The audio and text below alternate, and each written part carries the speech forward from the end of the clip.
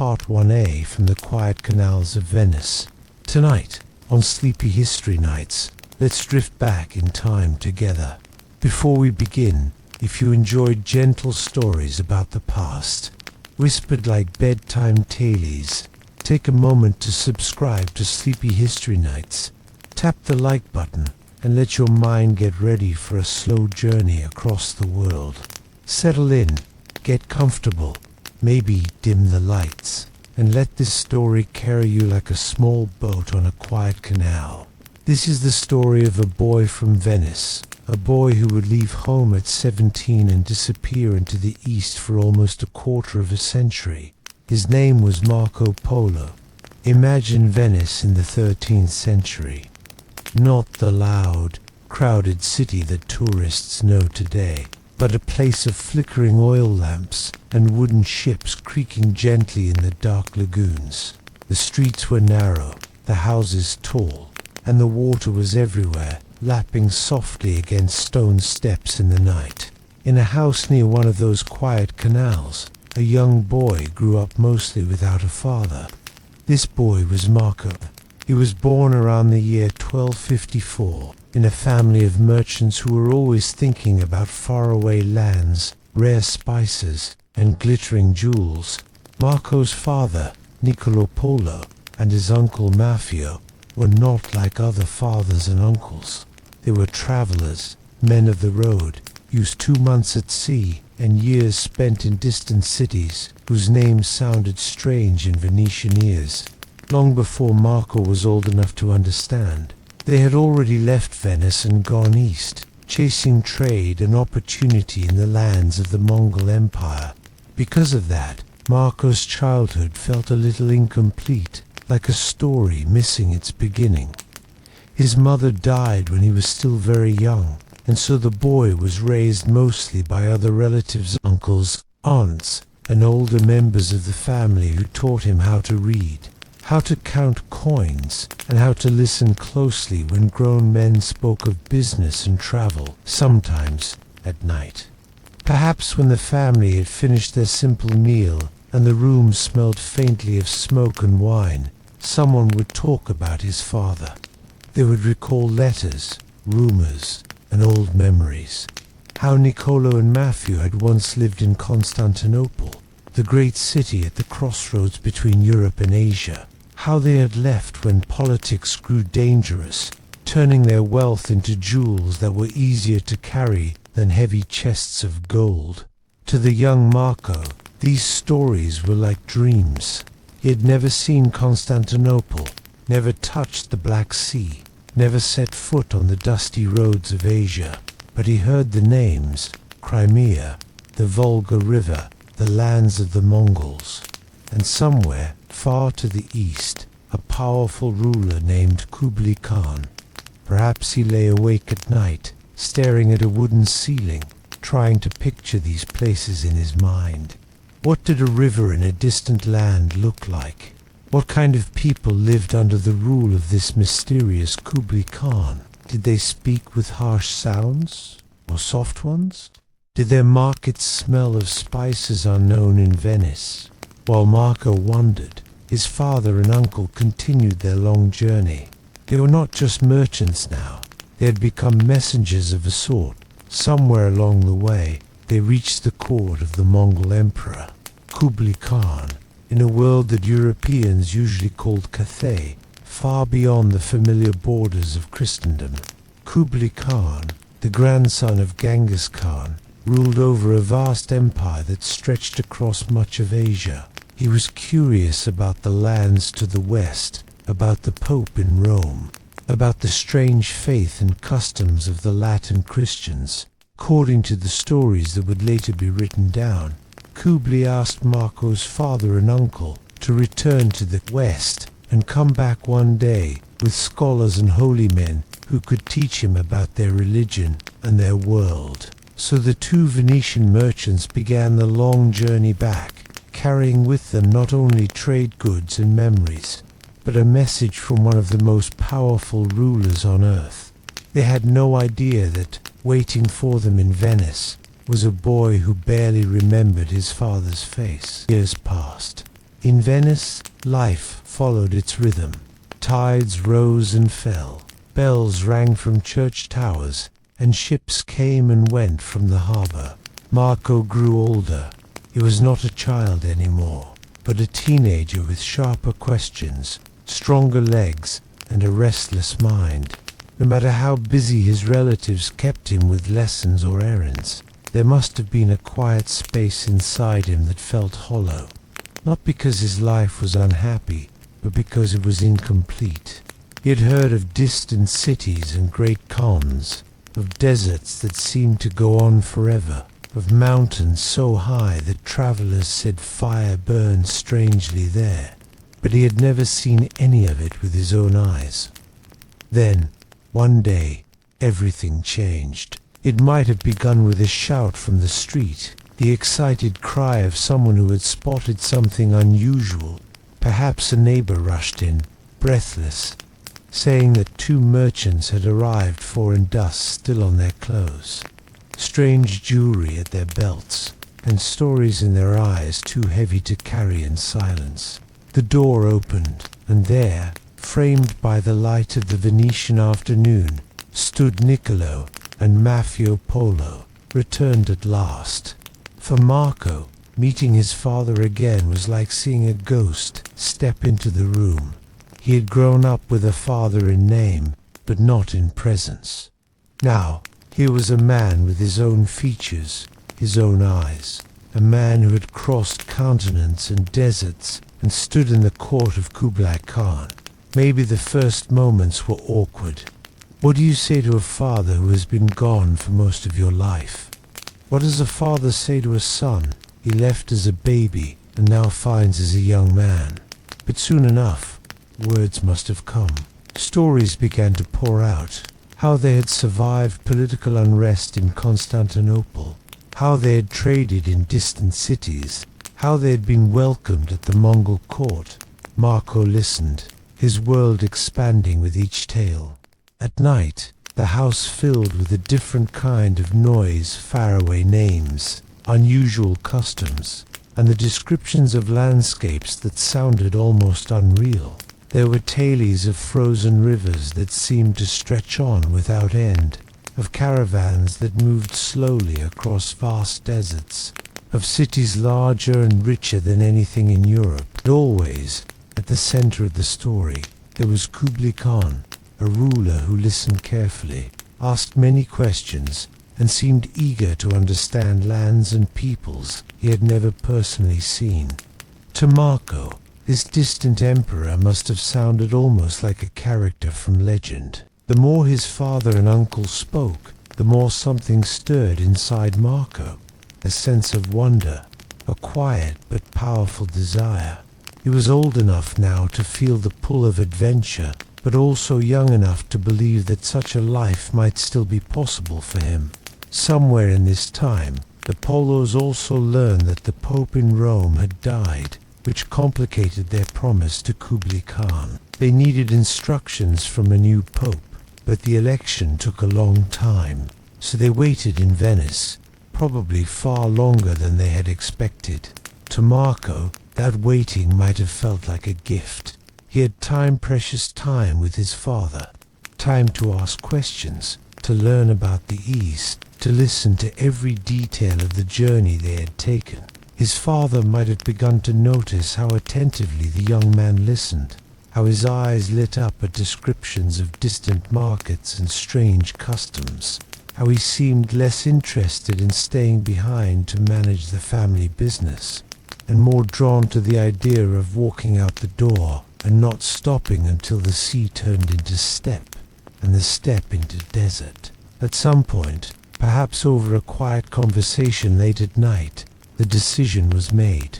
The next journey east would not be taken by two Polos alone, it would be taken by three. Marco, now about 17 years old, would join his father and his uncle. Try to imagine that moment. The room is dim, lit by a single lamp. On the table lie small maps, pieces of parchment, maybe a few coins and gemstones from earlier voyages. Niccolo looks at his son, no longer a boy. not yet hardened by the world, and tells him that the road ahead will be long and dangerous. He warns Marco of deserts where the wind can bury entire caravans, of mountains where the air is thin and cold, of bandits and storms and illnesses far from any doctor. He explains that they may be gone for years, perhaps decades. There is no guarantee of return, but there is also something else in his voice, a hint of pride.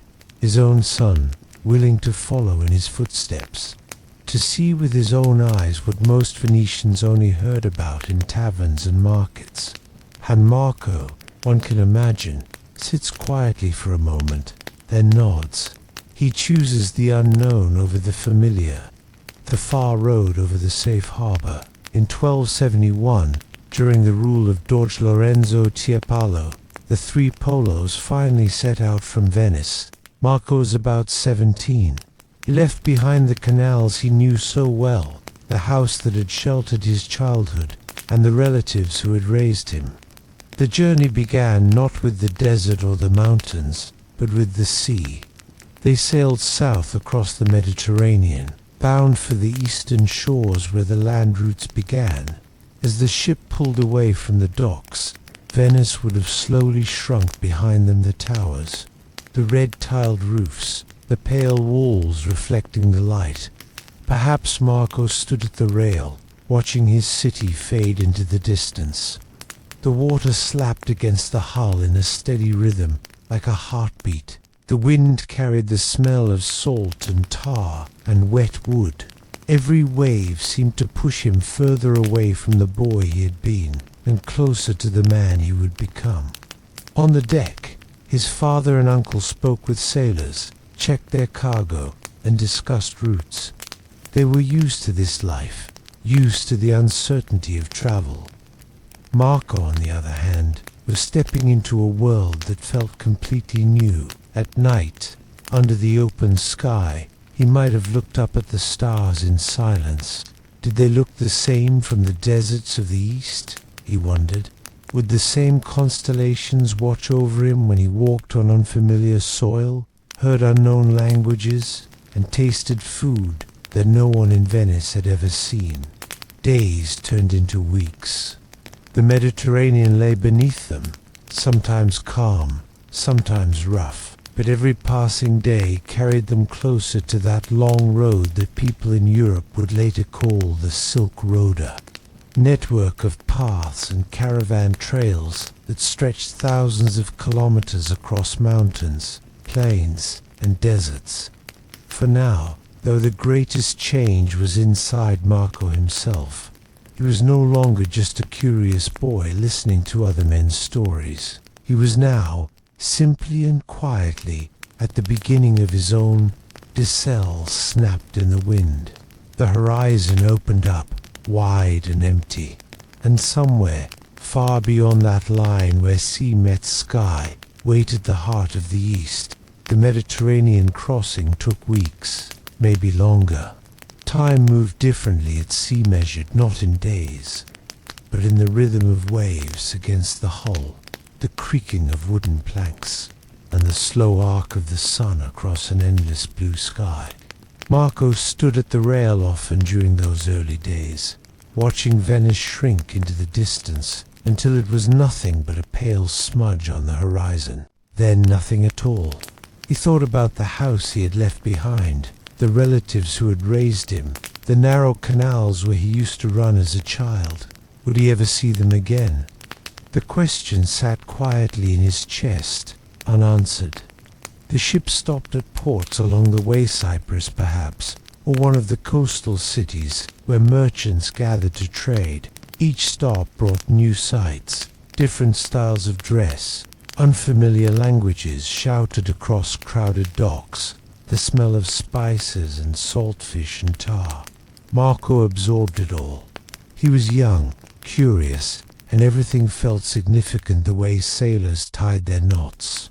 The songs they sang at night, the stories they told about storms and sea monsters and cities made entirely of gold. His father and uncle were busy during these stops, meeting with other merchants, arranging letters of credit, gathering information about the roads ahead.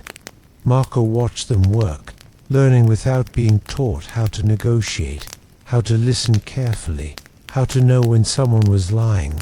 At night, under the open sky, he would lie on the deck and stare up at the stars. They looked the same as they did in Venice, but somehow different, brighter maybe, or more numerous. He wondered if the stars changed as he traveled east, if the constellations shifted into new shapes, if the sky itself would become unfamiliar. Eventually, the ship reached the eastern shores of the Mediterranean. They disembarked in a port city, most likely in what is now Israeland there. The true overland journey began, the Silk Road. People spoke of it as if it were a single path, a clear line drawn across the map. But it wasn't like that at all. It was a web, a tangled network of routes that branched and merged, splitting around mountains and deserts, connecting cities and oases in a pattern that had been walked for centuries. The Polos hired guides, local men who knew the roads, who spoke the languages, who could negotiate passage through territories controlled by different rulers and tribes. They bought supplies, dried meat, hard bread, dates, water skins, blankets, and medicines. They joined a caravan heading east, adding their camels to a line of merchants, pilgrims, and travelers, all moving in the same direction. In a caravan, you were never truly alone. There were always people around, talking, arguing, praying, cooking, tending to animals. At night, the camp was a small city of tents and fires, voices mixing in half a dozen languages. Marco walked among them, listening, learning. He picked up words in Persian, in Arabic, in languages he didn't even have names for. He learned how to load a camel properly, how to read the sky for signs of weather, how to sleep sitting up when there was no time to stop. They traveled through Persian Odendeirana, land of ancient cities and desert oases. The architecture here was unlike anything in Venice. Domes that seemed to float in the air, walls covered in intricate blue and gold tiles that shimmered in the sunlight, minarets rising tall and slender toward the sky. The call to prayer echoed across the cities 5 times a day, a sound Marco had never heard before. At first, it startled him, the sudden, wailing melody cutting through the air. But after a while, it became familiar, almost comforting, a marker of time in a place where everything else felt strange and new. He ate foods he had never tasted, flatbread baked in clay ovens, lamb cooked with saffron and raisins, yogurt mixed with cucumber and mint. Some of it he liked, some of it made his stomach turn, but he ate what was offered and learned not to complain. At night, when the caravans stopped and fires were lit, the older travelers would tell stories. They spoke of the road ahead, the deserts, the mountains, the dangers that waited. One old merchant, his face deeply lined and weathered by decades of travel, told Marco about the Taklamakan Desert. "You think you've seen sand," he said, his voice rough and low. "You haven't, not until you've crossed the Taklamakan. That desert doesn't care if you're rich or poor, young or old. It takes what it wants." Marco asked what it was like. The old man stared into the fire for a long moment before answering. "Silent," he said finally. "So silent you can hear your own heartbeat. And the wind plays tricks. You'll hear voices calling your name. You'll see things that aren't there. People wander off the path, following sounds, following shadows. Most of them are never seen again." Marco nodded slowly, filing the warning away. He didn't know if the old man was trying to scare him or prepare him, maybe both. After many months of travel through Persia and the eastern trade cities, they reached the edge of the Taklamakan Desert. Standing there, at the border between the known world and the emptiness beyond, Marco felt his confidence waver for the first time. The desert stretched endlessly in every direction, not the romantic, golden dunes of stories, but a harsh, brutal landscape of sand, gravel, and black stones baked under a sun that seemed twice as large and 10 times as hot as the one he remembered from Venice. There were no rivers here, no forests, no green of any kind, just silence. A silence so deep and complete it felt unnatural, as if the world itself had died and left only this empty shell behind. The only way across was to follow the ancient chain of oases, small towns and settlements clinging to life along the desert's edge, each one fed by thin streams of meltwater flowing down from distant mountains. These places had names Marco struggled to pronounce: Kashgar, Yarkand, Kotanchuchan. Each oasis was a lifeline, a place to rest, resupply, and gather strength before plunging back into the emptiness. The caravan's camels were Bactrian two-humped, shaggy beasts with faces that looked perpetually annoyed. But they were built for this, bred over centuries to survive where horses and men would die. They carried water in leather skins, food, blankets, trade goods, everything the caravan needed to survive between the oases. Each person was given a daily ration of water, not much, just enough to stay alive. You learned quickly not to waste a single drop. The days in the desert were brutal. The sun rose early and climbed high, beating down with a relentless, suffocating heat. The sand shimmered and wavered, creating mirages, pools of water that disappeared as you approached. Distant cities that turned out to be nothing but rocks and shadows. Marco wrapped cloth around his face, covering everything but his eyes, but it was never enough. Fine dust found its way into his mouth, his nose, his lungs. Everything tasted like grit. His lips cracked and bled. His skin burned, then peeled, then burned again. He learned to walk with his head down, watching the feet of the person in front of him, not thinking about how far they had to go or how long it would take. Just one step, then another, then another. The caravan moved slowly, covering maybe 10 or 15 miles a day if the conditions were good, less if the wind picked up, and the wind was a constant presence. During the day, it blew hot and dry, carrying sand that stung exposed skin like tiny needles. At night, it turned cold and sharp. The temperature swings were brutal. During the day, the heat was so intense that touching a metal buckle could burn your hand.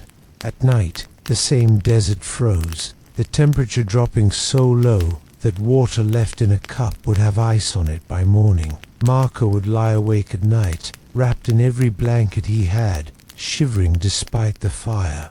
You'd wonder how anyone had ever thought to cross this place the first time. Who was the first traveler mad or desperate enough to walk into this emptiness and trust that there was something on the other side?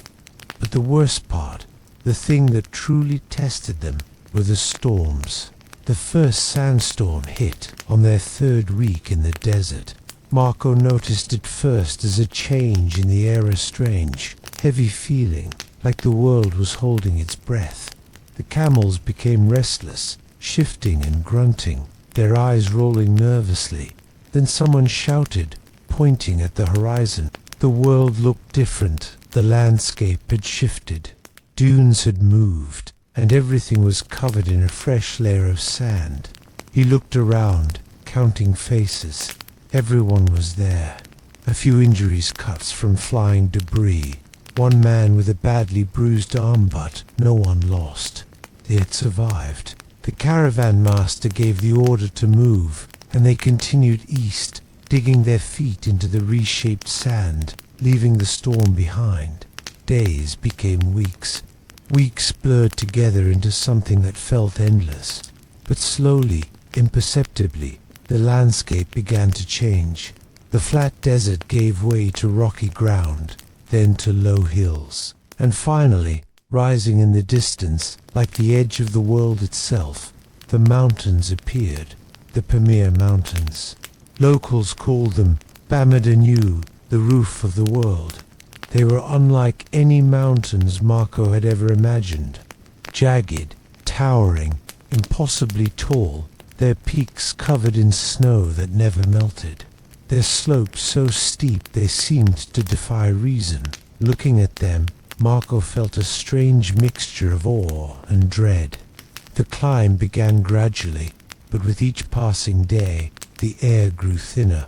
Marco noticed it first in his breathing. He found himself stopping more often, gasping, his lungs burning as if he'd been running for miles when he'd only been walking slowly uphill. His father noticed too, and placed a hand on his shoulder. "It's normal," he said. "The air is different up here. Thinner. Just breathe slowly. Don't push too hard." But it got worse the higher they climbed. Some of the older travelers began to struggle badly. Their faces turned pale, their lips blue. Some couldn't keep food down. Others became confused, speaking nonsense, stumbling as if drunk. This was altitude sickness, though no one had a name for it. All they knew was that the higher they climbed, the harder it became to simply exist. The cold was another enemy. As they climbed higher, the temperature dropped steadily. During the day, the sun was bright, but gave little warmth. At night, it became almost unbearable. Marco had never felt cold like this, a deep, penetrating cold that no amount of fire or blankets could fully chase away. His fingers went numb, his toes ached, his breath came out in white clouds that vanished instantly in the wind, and then there was the fire. One night, huddled close to the flames, Marco noticed something strange. The fire wasn't burning the way it should.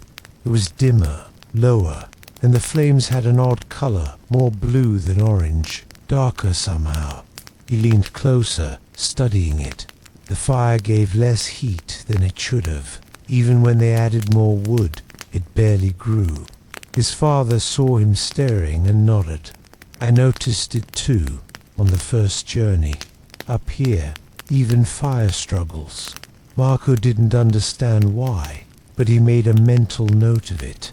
The flames burned with less brightness, less heat, as if the fire itself was suffocating in the thin air. He would write about this later, describing it carefully in his book, noting every detail.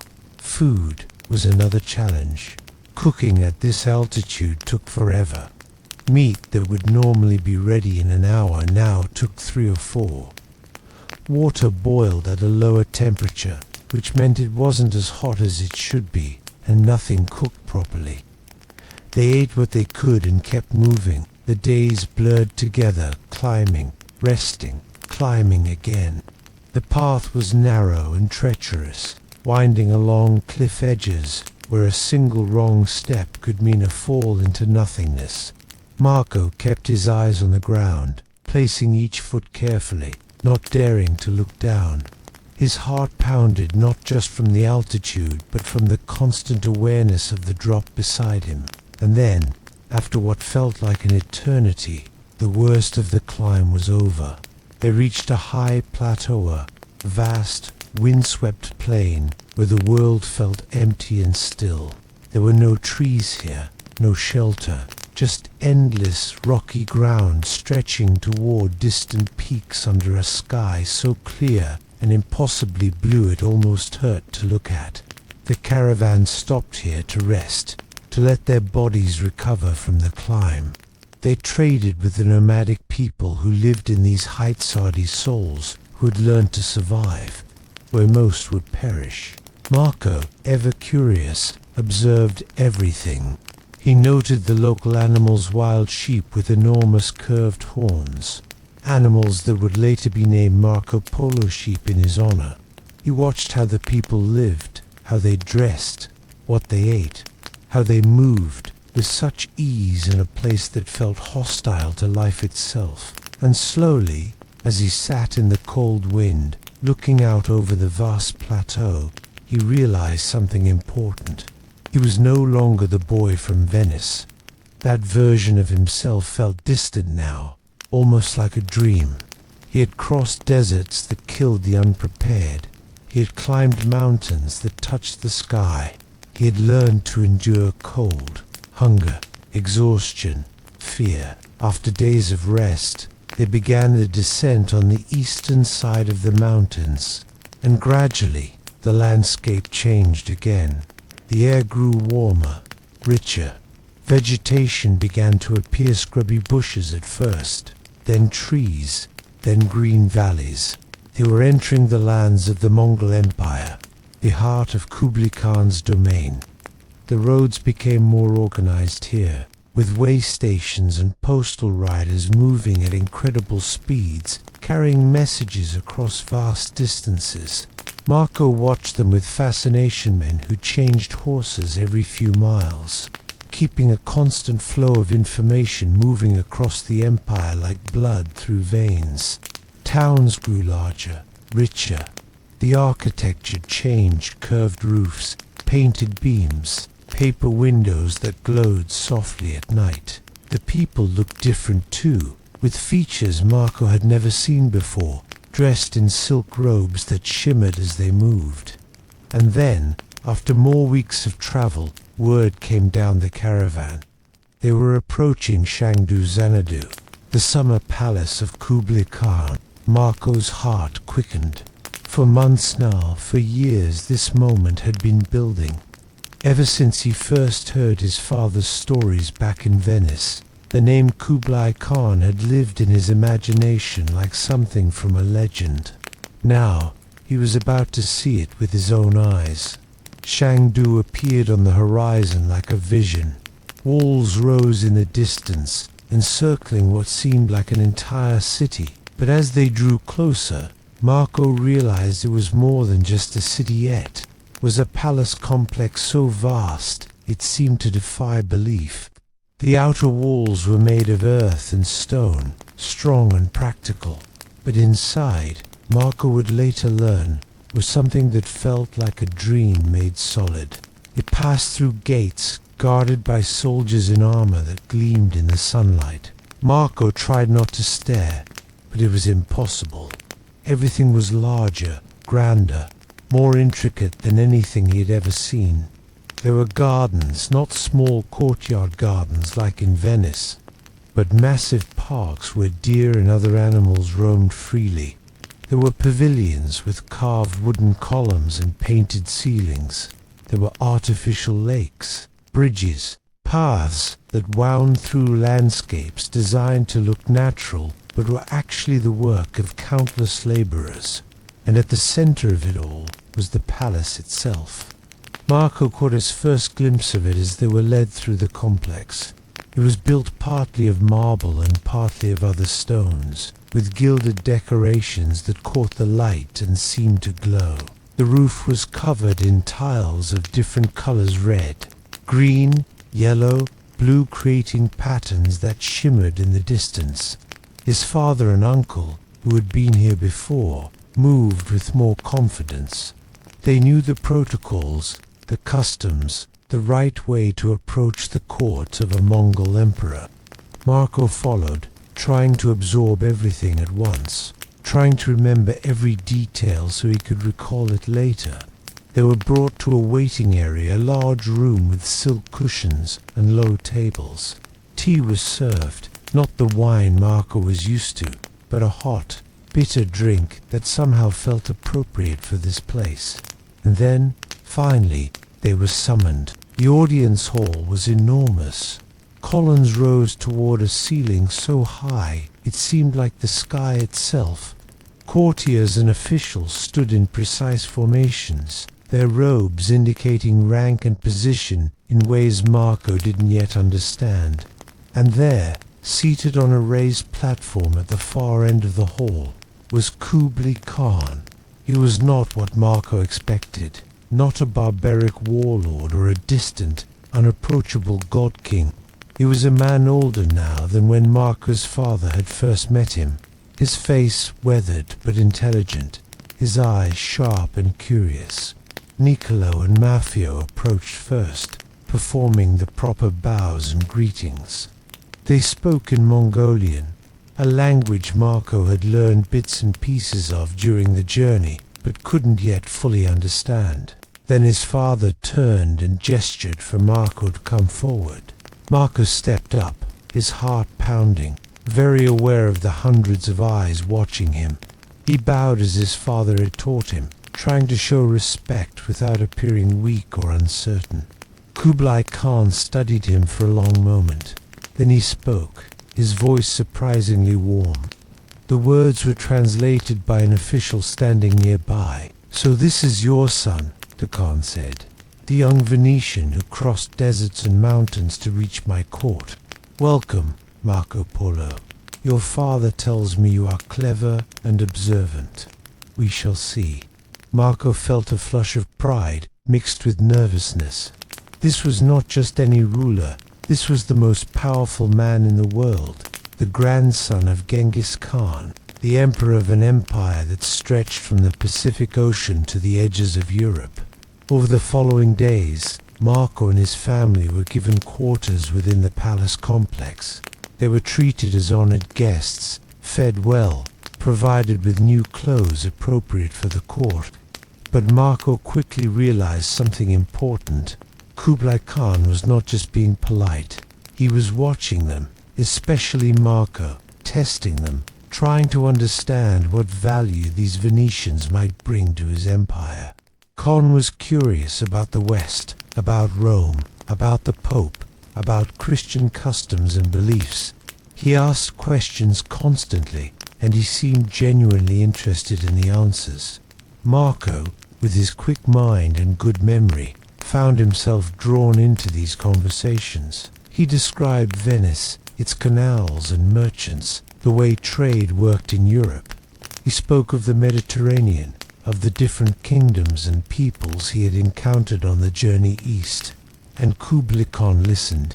Slowly, over weeks and months, Marco began to understand how the Khan's court worked. It was a world of careful hierarchies, of protocols and customs that had to be learned and respected. But it was also a world of opportunity for someone clever enough to navigate it. Kublai Khan was constantly looking for talented people, administrators, translators, observers who could travel to distant parts of his empire and bring back reliable information. He didn't trust everyone, and he was especially interested in outsiders who had no ties to the various factions and families competing for power within his court. Marco, as a foreigner with nothing to gain from local politics, was exactly the kind of person that can found useful. One day, the Khan summoned Marco alone. It was a test. Marco realized a chance to prove himself without his father or uncle there to guide him. The Khan asked him about his journey. Not the simple facts, but the details, what he had observed, what he had learned, what he thought about the peoples and places he had seen. Marco answered carefully, honestly, trying to give the kind of information he thought would be valuable. He described the desert cities, their defenses and trade routes. He talked about the mountain peoples, their customs and resources. He spoke of the different languages he had heard, the goods being traded, the challenges of travel. Kublai Khan listened intently, occasionally asking sharp questions that showed he was truly paying attention. When Marco finished, the Khan nodded slowly. "You see more than most men," he said through his translator. "Most travelers notice only what affects them directly: heat, cold, danger, comfort. But you notice how things work, why people do what they do. This is valuable." From that moment, Marco's position at court changed. He was no longer just the son of Venetian merchants. He became one of the Khans, observed as a man trusted to travel, to see, and to report back truthfully. Over the next several years, Marco would be sent on missions throughout the empire. He traveled to provinces in every direction, carrying messages, observing local officials, reporting on conditions and customs, and everywhere he went, he paid attention. China, or Cathay, as the Mongols called it, was unlike anything Marco had imagined. His cities were enormous, larger than any in Europe. Some had populations in the hundreds of thousands, with markets that seemed to stretch for miles. The organization of it all amazed him. Everything seemed to run on systems complex, interlocking systems that kept the massive empire functioning. One of the first things that caught Marco's attention was the money. In Venice, money meant coins, gold, silver, copper pieces of metal, with value based on their weight and purity. But here, Marco discovered something that seemed almost like magic. Paper money. The first time he saw it, he couldn't quite believe it. Pieces of paper, printed with official seals and stamps, being used to buy and sell goods just like coins. But how could paper have value? It weighed almost nothing, and you couldn't melt it down like precious metal. He asked his father about it, and Niccolo explained what he had learned on his first visit. The Khan makes it, and the Khan guarantees it, he said. Anyone caught refusing it or counterfeiting it faces death, so everyone accepts it. And because everyone accepts it, it works. Marco watched carefully as merchants conducted business. They would exchange these paper notes for silk, for spices, for horses, for anything, as if the paper itself had inherent value. What amazed him most was the freedom it gave to trade. A merchant could carry the value of an entire caravan's worth of goods in a small leather pouch. No heavy coins, no risk of the weight slowing you down or making you an obvious target for bandits.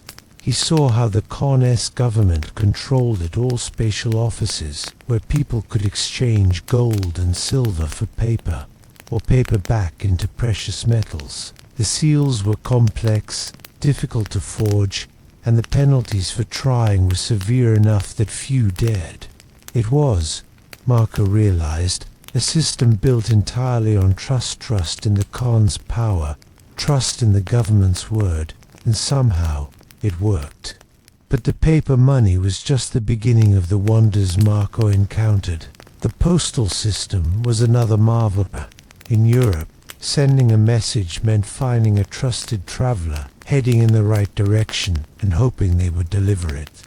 But here, the Khan had created something far more sophisticated. Along every major road, at intervals of about 25 to 30 miles, were postal stations. Each station kept fresh horses and riders ready at all times. When a messenger arrived, he could immediately switch to a fresh horse and continue, or pass his message to a new rider who would carry it to the next station. The speed was incredible. A message could travel in 10 days what would normally take a merchant caravan 30 or 40 days. Urgent messages moved even faster. Riders with special tokens could commandeer horses from any station, riding day and night, covering distances that seemed impossible. Marco saw the system in action during his travels. He carried the Khan's token, a small golden tablet that identified him as an Imperial messenger, and with it, he had access to horses, food, and lodging at every station. It was, he realized, a way of binding the empire together. Information could flow from the distant edges to the capital in days instead of months. Rebellions could be detected and responded to quickly. Trade could be coordinated. The empire functioned almost like a single organism, its nervous system made of roads and riders. And then there was the Black Stone. The first time Marco saw people burning it, he thought they were burning regular stone, which made no sense at all. But as he got closer, he realized it was giving off real heat, intense heat, like a good wood fire, but somehow different. He asked what it was. The locals called it by various names, but what Marco understood was that it was a stone dug from the earth, that could burn like wood. Coal. They mined it from deep pits and carried it in carts to cities where it was used for heating and cooking.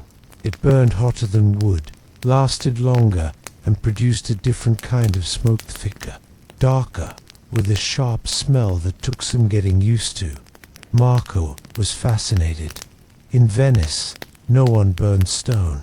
The idea would have seemed absurd, but here it was common, practical, used by everyone from poor families to wealthy merchants. He watched workers breaking the coal into pieces, loading it onto boats that traveled the rivers and canals. He saw how it was stored, how it was sold in markets by weight, how people had learned to control the fire it produced. It was one more example of how different this world was from the one he had left behind. One more detail he filed away in his memory, knowing that if he ever returned to Venice, no one would believe him without careful explanation. Life at the Khan's court had its own rhythms and rules. The palace was enormous, really a complex of buildings, gardens, and courtyards where thousands of people lived and worked. There were the Khan's family members, wives, concubines, children, each with their own households and staff. There were the officials' advisors, generals, administrators, scholars, translators, all competing for the Khan's attention and favor. There were the servants, cliffs, climbers, guards, grooms, craftsmen of every kind, and then there was the harem. Marco, as a male outsider, was never allowed into the private quarters where the Khan's wives and concubines lived, but he heard stories, and he saw glimpses of the system that governed it. The Khan had many wives, principal wives from important Mongol families, marriages that sealed political alliances and maintained ties between different clans. But he also had concubines, women selected for their beauty and skills, who lived in luxurious but carefully controlled conditions. The selection process, Marco learned, was elaborate. Young women were brought from across the empire, examined and judged by older women of the court, who looked for specific qualities, not just physical beauty, but grace, intelligence, temperament, even the sound of their breathing as they slept.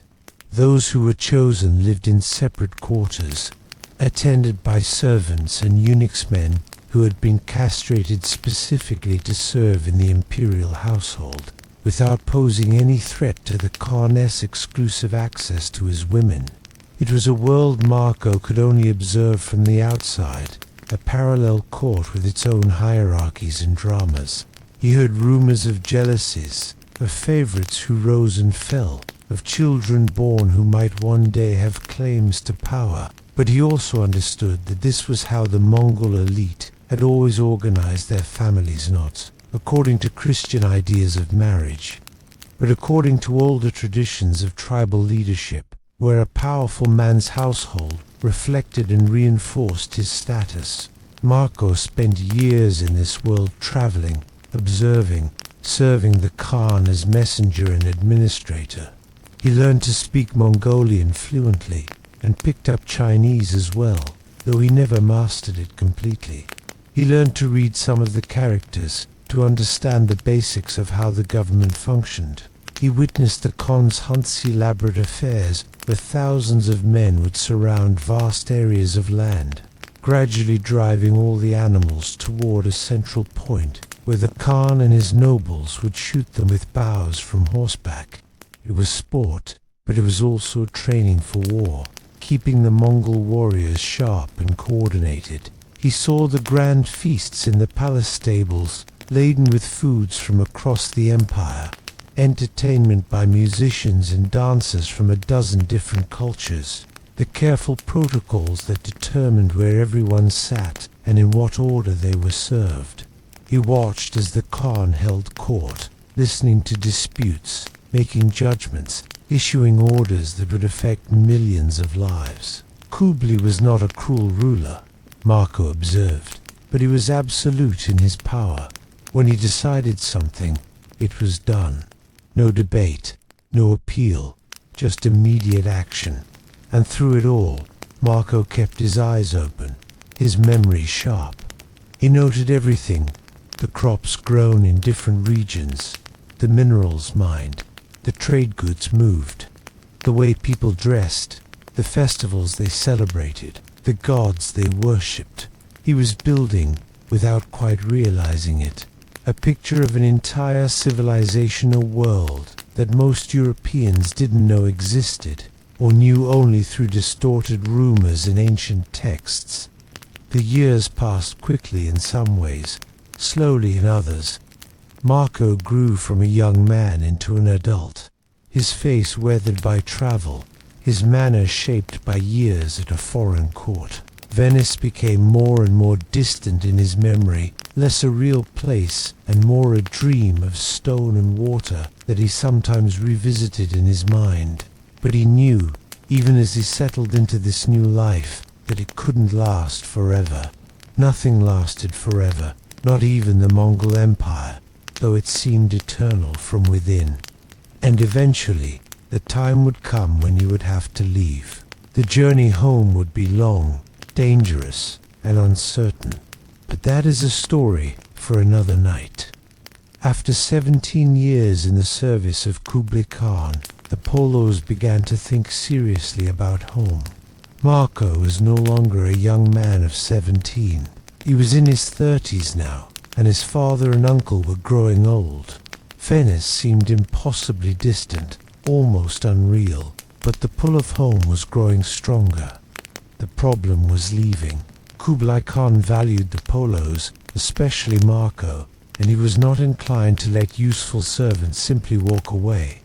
The few times Niccolo had gently suggested they might return to Venice, the Khan had deflected or delayed, finding new tasks, new reasons for them to stay. It seemed they might spend the rest of their lives in China. But then an opportunity arose, expected, dangerous, but perhaps their only chance. A Mongol princess named Kachin was to be married to a Persian Khan, a powerful ruler in the Ilkhanate who was seeking a bride from the Imperial family. The marriage was a political alliance connecting the eastern and western parts of the Mongol world. The princess and her entourage had initially planned to travel overland, following the old caravan routes west. But word came back that the roads were unsafe. Wars, bandits, territories in rebellion. The overland route was closed.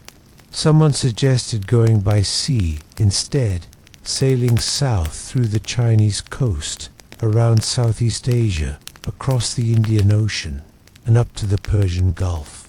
It was a longer route, more uncertain, but potentially safer than trying to cross hostile territories on land. The problem was that the Mongols were not sailors. They were horsemen, steppe warriors, conquerors of land. The sea was foreign to them, frightening in its vastness and unpredictability. But the Polos were Venetians.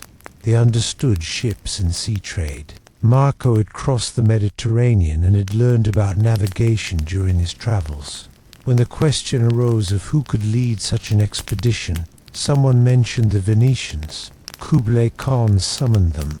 "You've served me well," the Khan said through his translator. "Now I ask one final service. Escort this princess to Persia. See her safely delivered to her husband. Then, if you wish, you may continue west to your home." It was both a mission and a release. The Polos accepted immediately. Preparations took months. A fleet of ships had to be assembled, Chinese junks, large vessels with multiple masts and watertight compartments designed for ocean travel. Supplies were loaded: food, water, trade goods, gifts for the Persian Khan. The princess's household was organized: servants, guards, advisors, everything needed for a royal entourage. Princess Kachin was young, perhaps in her late teens. and Marco saw in her eyes the same uncertainty he had felt leaving Venice all those years ago. She was being sent to marry a man she had never met, in a land she had never seen, and the journey itself might kill her. But she was also brave, carrying herself with dignity, never complaining about the hardships ahead. Finally, in the year 1292, the fleet set sail from the Chinese port of Guangzhou. There were 14 ships in total, carrying hundreds of people. Marco stood on the deck as the coast of China slowly receded behind them, feeling a strange mixture of relief and sadness. He had lived more than half his life in the Khan's service. This world had become familiar, almost comfortable, and now he was leaving it, probably forever. The journey south along the coast was relatively smooth. They stopped at ports in what is now Vietnam, passing through waters busy with local trade. They saw fishing villages built on stilts over the water, markets selling strange fruits and unfamiliar fish. Then they turned west, heading across open ocean toward the kingdoms of Southeast Asia. The open sea was both beautiful and terrifying. For days at a time, there was nothing but water in every direction, no land, no landmarks, just endless blue stretching to the horizon. The sailors navigated by the stars, by the wind, by subtle signs Marco didn't fully understand: the color of the water, the behavior of birds, the shape of clouds on the horizon. They stopped at islands along the way, places Marco would later describe as being rich in spices and strange customs. Some were welcoming, others dangerous. There were reports of pirates, of hostile locals, of ships that had disappeared in storms or run aground on hidden reefs. At one island, they had to stop for several months, waiting out the monsoon season when the winds made travel impossible. During this time, several people died of tropical diseases. Marco himself fell ill, though he eventually recovered. The princess remained strong, tending to the sick in her entourage, maintaining morale even as the delays stretched on. Marco came to respect her deeply, this young woman, facing an uncertain future with grace and courage. When the winds finally shifted, they continued west across the Bay of Bengal. The Indian coast appeared lands Marco had heard stories about but never seen. They stopped at ports, taking on fresh water and supplies, trading for goods they would need further west. The heat was intense here, more humid than anything Marco had experienced in China. The air felt thick, heavy with moisture. Strange insects filled the nights with sounds, and the vegetation was so dense it seemed to swallow the land. They sailed up the western coast of India, past kingdoms and ports whose names Marco tried to memorize. The ships moved steadily northwest, following routes that Arab and Persian traders had used for centuries. And then, finally, they entered the Persian Gulf. The landscape changed again, drier now, more familiar to Marco after his years in Central Asia. The architecture shifted from the styles of India and Southeast Asia back to the domes and minarets he recognized from his journey east. They reached the port city of Hormuz, a major trading center where goods from China, India, and Persia mixed and exchanged hands. Word was sent ahead to the Khanate that the princess had arrived. But when the reply came back, there was troubling news.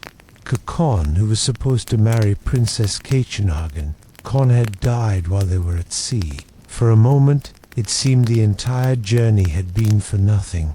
The princess had traveled for more than 2 years, lost dozens of her companions to disease and accident, all to marry a man who was now dead. But Mongol custom had a provision for such situations.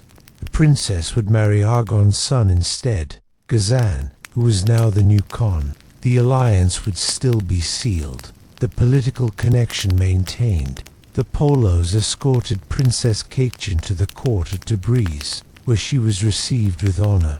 The marriage took place a ceremony that mixed Mongol traditions with Persian customs, strange and familiar all at once. Marco watched from among the honored guests, thinking about how far this young woman had come, how much she had endured. He hoped her life in Persia would be happy, though he would never know for certain. With their mission complete, the Polos were finally free to continue west. They said their farewells to the princess, who gave them letters and gifts as thanks for their service. They received official documents from Ghazan Khan, guaranteeing them safe passage through Persian territories, and then they turned toward home. The journey through Persia was bittersweet. These were lands they had passed through decades ago on their way east.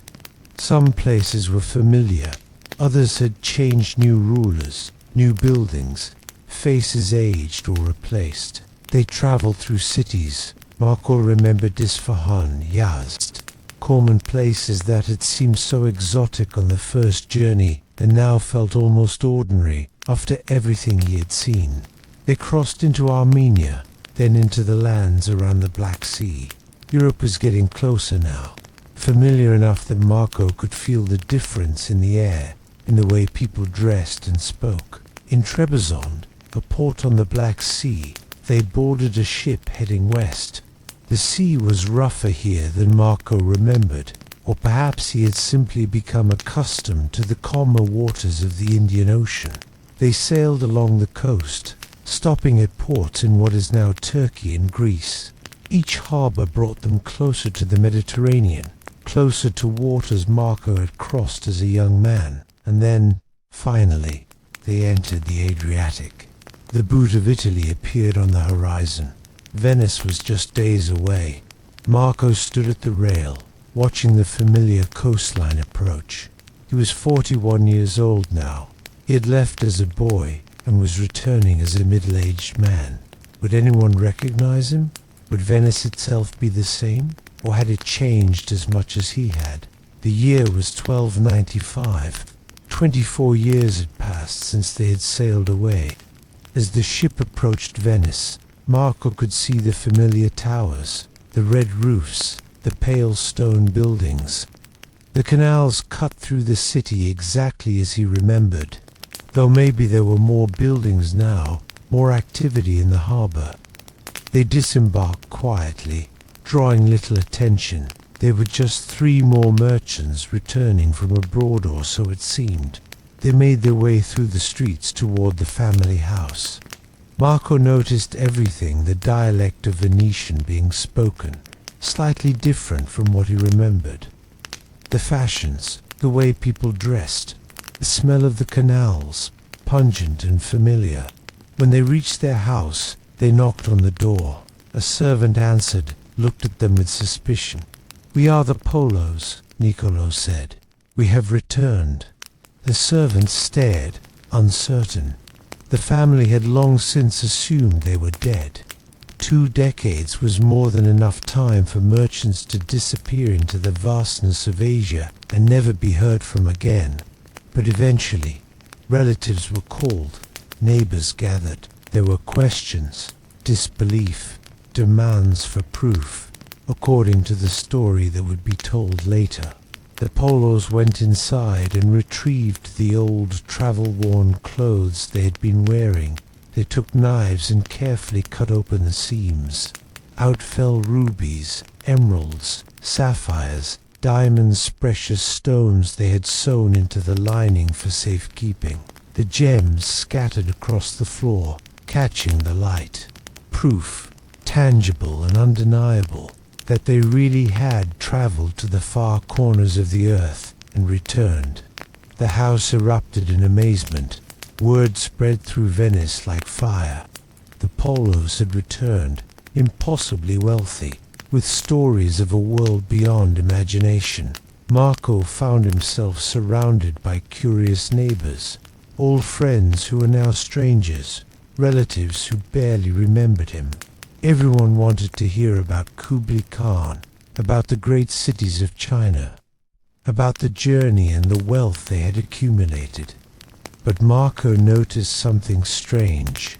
When he told his stories about paper money, about the postal system, about cities with millions of people, he saw doubt in their eyes.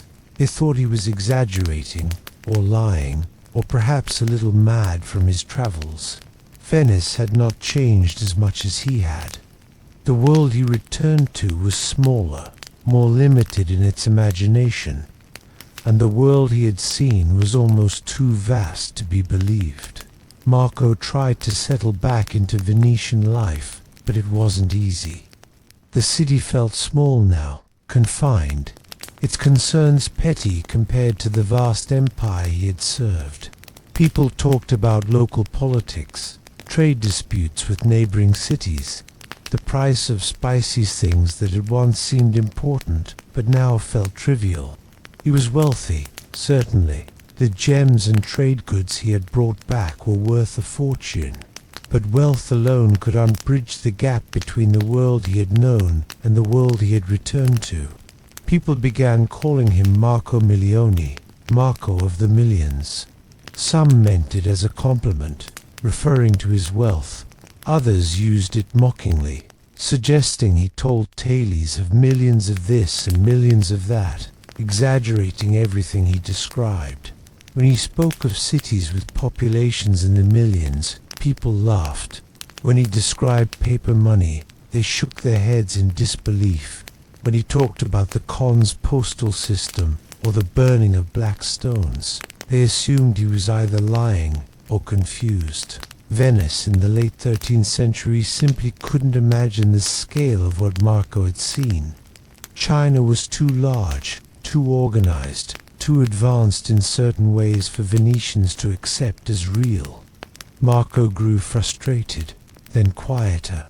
He learned to keep his stories to himself, or to share them only with the few who seemed genuinely interested rather than merely entertained by what they saw as fantasy. He married a woman from a good Venetian family, someone who had never traveled beyond the Adriatic and never would. They had children, 3 daughters who grew up hearing fragments of their father's stories without quite understanding them. And then, 3 years after his return, war came to Venice. Venice and Genoa, the 2 great maritime republics, were old rivals. They competed for trade routes, for colonies, for dominance in the Mediterranean. In 1298, tensions boiled over into open warfare. Marco, despite his years away, was still a Venetian citizen and a man of means. When the call came for ships and crews to fight the Genoese, he found himself involved, perhaps commanding a galley, perhaps serving in some other capacity. The exact details are lost to history. What is known is that the Venetian fleet met the Genoese near the island of Corcula, in what is now Croatia, and the battle went badly for Venice. Ships were sunk or captured. Hundreds of Venetians were killed, and many more were taken prisoner. Marco Polo was among the captured, who was brought to Genoa in chains, along with thousands of other Venetian prisoners. Genoa was celebrating its victory, and the prisons were overflowing with defeated enemies. Marco found himself in a cell not the worst conditions. Perhaps, as prisoners of war from wealthy families were often treated relatively well in hopes of ransom, but it was still prison, still confinement, still the loss of freedom after years of traveling the world. The days were long and empty. The walls were stone, the light dim. There was little to do but wait for ransom negotiations, wait for peace treaties, wait for release that might come in months or might take years. But Marco was not alone in his cell. Among the other prisoners was a man named Rustic Lowe, from Pisa. Rustic Lowe was a writer, someone who had spent his life recording the stories and legends of knights and nobles' romances, adventures, the tales people loved to hear. In the long hours of imprisonment, the 2 men talked, and Marco, who had learned to keep his stories to himself in Venice, found in Rustichello an eager audience. Rustichello listened to Marco's accounts with growing amazement, but more than that, he recognized something Marco himself had not fully understood. These weren't just travel stories. They were a portrait of an entire world, a civilization that Europeans knew almost nothing about. "You need to write this down," Rustichello said. "All of it. Every detail you can remember." Marco was skeptical. "I've told these stories before. No one believes them. Then we'll write them in a way that makes people believe." Rustichello replied, "You tell me what you saw. I'll write it down, organize it, make it into a book. Not a fantasy, but a real account. A description of the world as it actually exists." And so, in a prison cell in Genoa, one of the most important travel books in history began to take shape. Marco spoke, drawing on memories that had been locked away for years.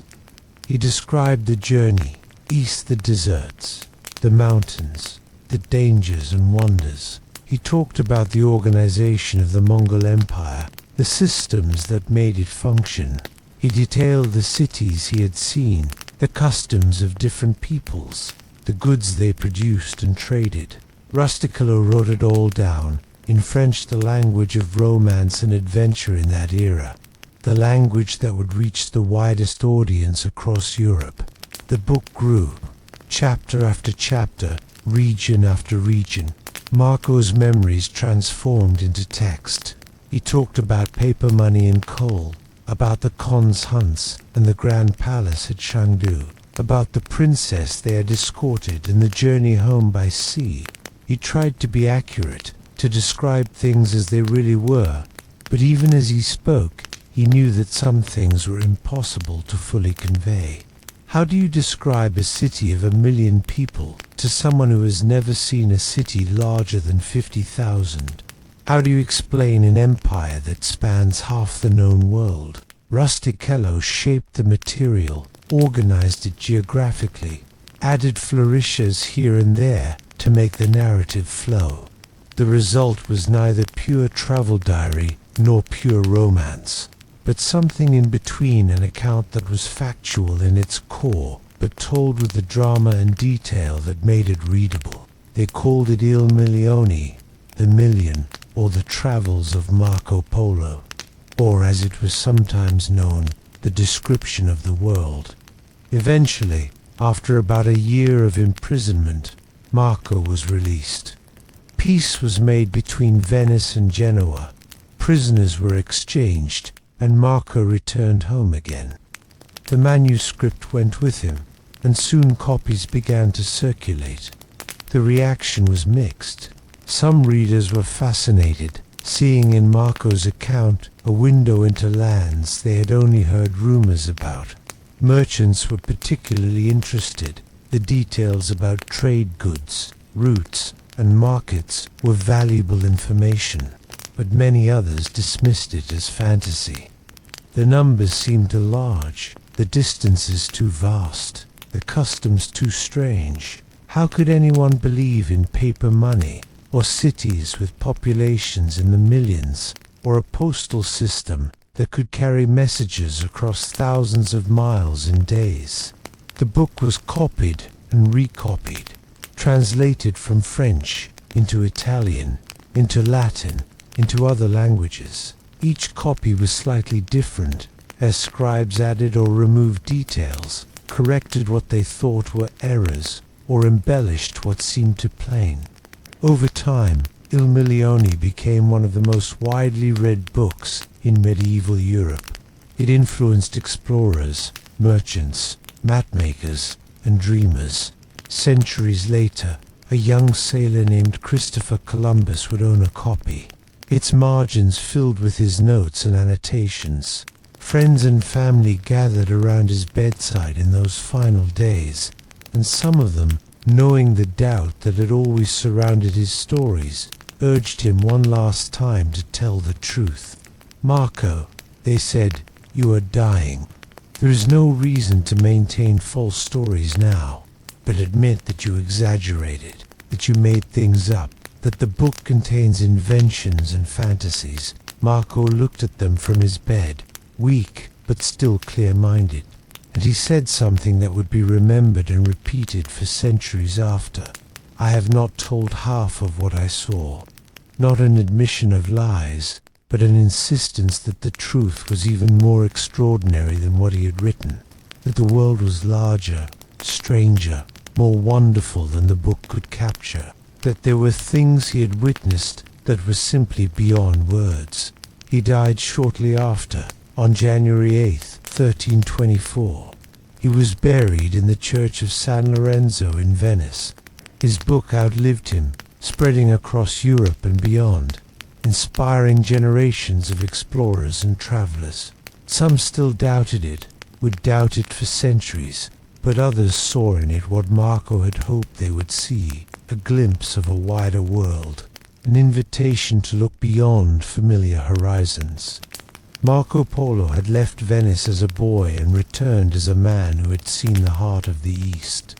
He had served an emperor, crossed deserts and mountains, witnessed wonders and horrors, and lived to tell the tale. And in the end, that was enough. Thank you for joining us on this long journey through Marco Polo's life, from the quiet canals of Venice to the court of Kublai Khan and back again. If you enjoyed this story, and if it helped carry you gently through the night, please take a moment to subscribe to Sleepy History Nights. Leave a like, and let us know in the comments what historical journey you'd like to hear about next. There are so many stories waiting to be told, so many roads traveled by people long ago, so many quiet adventures that deserve to be remembered. Until next time, rest well, dream of distant places, and remember the world is larger than we imagine, and there is always more to discover. Good night, travelers.